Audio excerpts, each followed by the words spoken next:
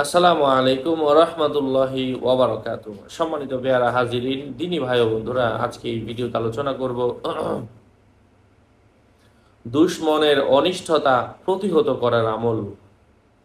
দুশমন যদি আপনার ক্ষতি করে, একের পর এক ধ্বংস করে দেওয়ার চেষ্টা করে, আপনাকে ধ্বংস করে দেওয়ার পরিকল্পনা করে, তো আজকের কোরআনের এই আয়াতটা, এই আমলটা আপনার জন্য।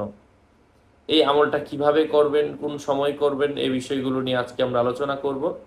তার আগে বলে দিচ্ছি, ভেরিফাইড চ্যানেলের ডেসক্রিপশন বক্সে ক্লিক করলে আমার পেজ এবং আইডি আসবে। এটা ছাড়া আলাদা অন্য কোনো পেজ নেই, আইডি নেই, ইমো নেই, হোয়াটসঅ্যাপ নেই, টিকটক নেই। নাম ছবি দেখে বিভ্রান্ত হওয়া যাবে না। প্রত্যেক ভিডিওতে আলাদা আমি সাবধান করি, সতর্ক করি। সম্মানিত প্রিয় ভাই ও বন্ধুরা, আমি সেই আমলের নিয়মটা বলে দিচ্ছি। আপনাকে এই আয়াতটা 7 বার পাঠ করতে হবে এবং যখনই মনে করবেন দুশমন আপনার ক্ষতি করার চেষ্টা করছে তখনই পড়েন।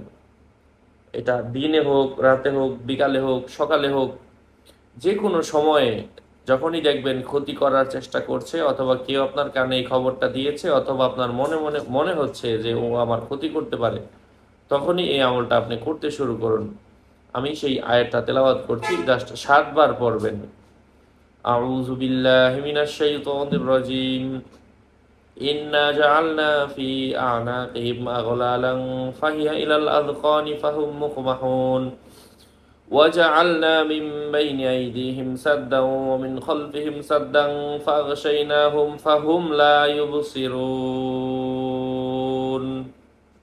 আল্লাহ রব্বুল ইজ্জাত আমাদেরকে বেশি বেশি আমল করে উক্ত ফজিলত লাভের তৌফিক দান করেন। ওয়াসসালামু আলাইকুম ওয়া রাহমাতুল্লাহি ওয়া বারাকাতুহু।